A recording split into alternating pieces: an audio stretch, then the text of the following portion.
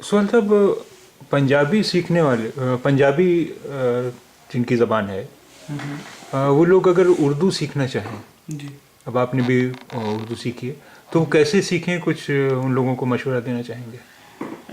ਜੀ ਅਗਰ ਤਾਂ ਕੋਈ ਟੀਚਰ ਤੁਹਾਨੂੰ ਲਾਗੇ ਮਿਲ ਜਾਂਦਾ ਫਿਰ ਤਾਂ ਬਹੁਤ ਬਿਹਤਰ ਹੈ।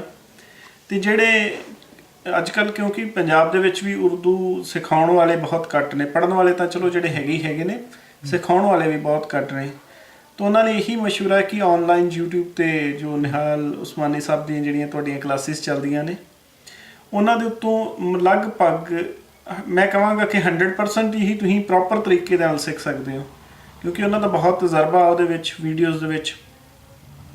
ਅਤੇ ਉਹਨਾਂ ਦਾ ਇਹ ਹੈ ਕਿ ਸਿਖਾਉਣ ਦਾ ਢੰਗ ਬਹੁਤ ਆਸਾਨ ਹੈ, ਅਤੇ ਉਹ ਪੰਜਾਬੀ ਨੂੰ ਵੀ ਬੜੀ ਬਿਹਤਰ ਤਰੀਕੇ ਨਾਲ ਜਾਣਦੇ ਨੇ ਅਤੇ ਉਰਦੂ ਨੂੰ ਵੀ ਜਾਣਦੇ ਨੇ। ਇਸ ਕਰਕੇ ਉਹ ਜਿਹੜੀਆਂ ਵੀਡੀਓਜ਼ ਚੱਲਦੀਆਂ ਨੇ ਉਹਨਾਂ ਨੂੰ ਆਪਾਂ ਡਾਊਨਲੋਡ ਕਰ ਸਕਦੇ ਹਾਂ ਆਪਣੇ ਮੋਬਾਈਲ ਲੈਪਟਾਪ ਦੇ ਵਿੱਚ, ਅਤੇ ਪ੍ਰੋਪਰ ਕਲਾਸਿਸ ਦੇ ਤੌਰ ਦੇ ਉੱਪਰ ਅਸੀਂ ਉਹਨਾਂ ਨੂੰ ਜੇ ਬੈਠ ਕੇ ਸੁਣੀਏ, ਉਹਨਾਂ ਦੇ ਨੋਟਸ ਬਣਾਈਏ, ਉਹਨਾਂ ਨੂੰ ਵਾਚੀਏ, ਤਾਂ ਅਸੀਂ ਪੂਰੇ ਤਰੀਕੇ ਦੇ ਨਾਲ ਸਿੱਖ ਸਕਦੇ ਹਾਂ। ਅਤੇ ਖੁਦ ਮੈਂ ਵੀ ਉਹਨਾਂ ਦੀਆਂ ਵੀਡੀਓਜ਼ ਦੇ ਵਿੱਚੋਂ ਬਹੁਤ ਕੁਝ ਸਿੱਖਿਆ।